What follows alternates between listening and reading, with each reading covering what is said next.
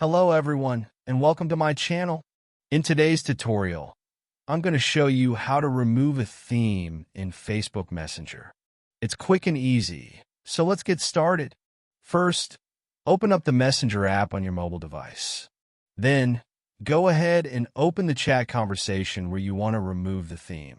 In this video, I'll be removing the love theme and resetting it to the default. Now, once you're in the chat, tap the name of the person or group at the top of the screen.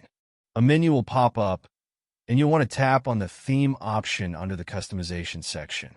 Next, you'll see a list of all available themes. The one you're currently using will be at the top. To remove it and go back to the default theme, simply tap on the selected theme. A new pop-up will appear. Just tap Remove, and that's it. Your chat will reset to the regular background and text colors. And that's all there is to it. I hope you found this tutorial helpful. Don't forget to like this video if it helped you, and be sure to subscribe to the channel for more tips and tutorials. Thanks for watching.